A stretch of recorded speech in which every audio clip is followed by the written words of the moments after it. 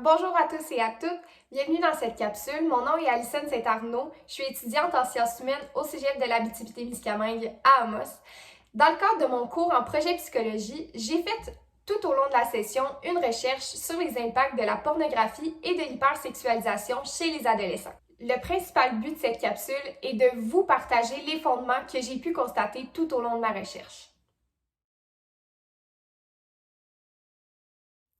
Alors, quand on parle de pornographie, on parle ici de documents visuels, écrits ou sonores qui permettent à un individu d'être excité.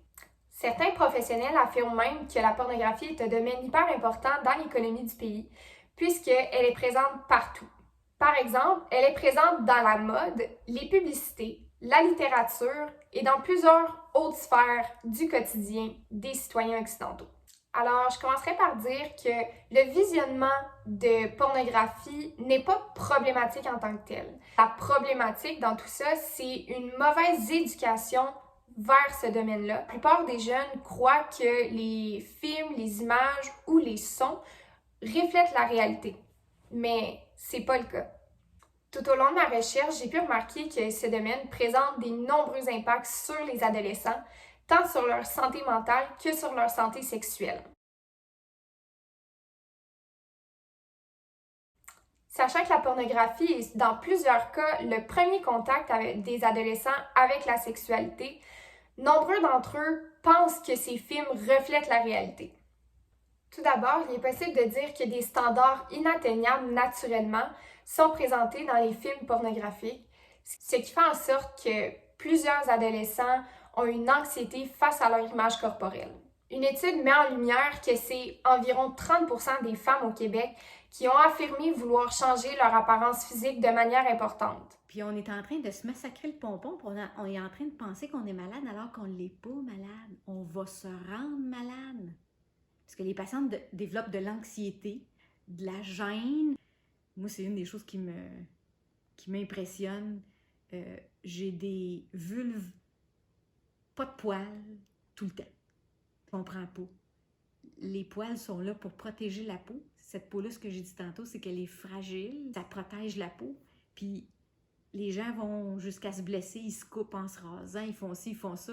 Il ne faut pas qu'il y ait un poil nulle part. Et on se convainc que c'est normal, puis on se convainc que non, c'est parce qu'avant, je tolérais pas ça, j'étais vraiment pas bien avec les poils.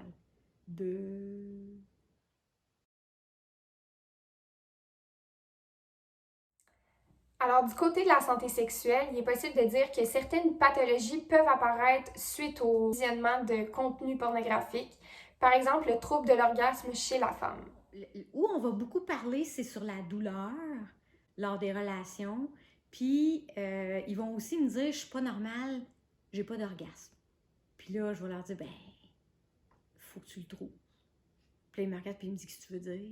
Ça arrive pas de même tout seul? Non. Il est aussi possible de dire que certains individus sont privés d'une vie sexuelle épanouie, dans le sens où, lors de l'acte, ils sont privés d'une mauvaise communication et ainsi des attentes sont créées envers le rôle que chaque individu doit jouer. Alors, ce qu'il faut se rappeler à la fin de tout ça, c'est que le visionnement de pornographie, c'est pas problématique à la base. Il faut juste se rappeler que ce qu'on écoute, ce qu'on lit ou ce qu'on regarde, c'est pas représentatif de la réalité. Puis il ne faut pas se mettre des attentes envers ça. Alors, si on passe au prochain sujet, qui est l'hypersexualisation, il est possible de dire que ce phénomène-là se caractérise par une banalisation de tous les comportements sexuels dans la société. De plus, il est possible de dire que ces comportements-là sont perçus comme la normalité. Certains experts disent même que l'hypersexualisation, ça signifie dans le fond le changement et une redéfinition du niveau d'intimité que les individus ont. Ce que j'ai pu remarquer tout au long de ma recherche, c'est que les adolescents, ce qu'ils veulent, c'est obtenir une certaine popularité. Ils veulent être acceptés par leur père, puis de la manière qu'ils vont faire ça, ils vont se fier à leurs idoles pour voir qu'est-ce qui fonctionne. Les actions prises sont différentes chez les garçons que chez les filles. Par exemple, chez les filles, il y a Il y a une présence d'érotisation de leurs vêtements, puis une adoption de certains comportements vulgaires pour attirer l'attention et obtenir la popularité voulue. Du côté des garçons, c'est un peu plus abstrait.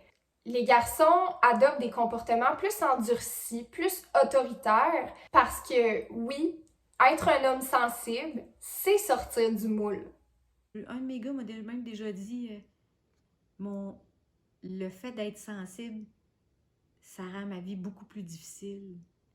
Il a fallu que je tape fort pour essayer de faire comprendre. Mais c'est un avantage majeur que tu sois capable d'être sensible et d'être capable de lire l'autre. Les gens rough, ils sont pas capables de lire les autres. Mais pour lui, c'est un défaut monumental. En cherchant leur identité et en se comparant entre eux constamment, il y a une présence aussi d'une insatisfaction de l'image corporelle. Non seulement une comparaison d'adolescent à adolescent, mais une comparaison aussi énorme sur les réseaux sociaux. C'est un enjeu majeur sur l'hypersexualisation, dans le sens où les jeunes peuvent créer la vie qu'ils veulent, présenter ce qu'ils veulent, puis aussi vérifier combien de likes que j'ai. Ça fait en sorte qu'ils peuvent mesurer leur degré de popularité. Tout ça, en ligne de compte, peut amener encore une fois à une faible estime de soi. C'est un mouvement culturel impressionnant. La beauté du corps, puis qu'il y a une façon d'être, puis que c'est comme ça. Puis la pensée magique que aucune chirurgie n'a d'effet secondaire, ça marche tout le temps, qu'il n'y a pas d'infection, qu'il n'y a pas de douleur post-opératoire, qu'il n'y a pas... on peut tout par miracle régler.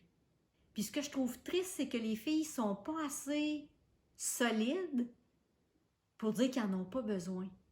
Ils tombent dans le panneau. Puis ça, c'est triste. Ça veut dire qu'on n'a pas encore enseigné aux filles qui valent la peine parce qu'elles sont.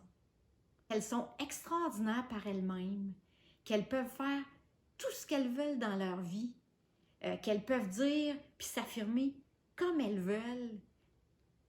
Ben non. Faut qu'ils se cachent derrière les seins, les fesses, les ci, puis être sexy. Puis c'est super triste, ça. Une fille, c'est extraordinaire. Puis une fille, ça a des belles idées, puis ça a des belles possibilités, puis ça peut faire plein d'affaires. C'est là qu'on est rendu. Ça n'a pas besoin d'être habillé d'une certaine façon pour que tout le monde dise « Oh, elle est sexy ». Ça n'a pas besoin de ça. Alors finalement, j'espère sincèrement que ma courte capsule vous a permis d'ouvrir vos yeux sur les impacts importants qu'ont la pornographie et l'hypersexualisation sur les adolescents.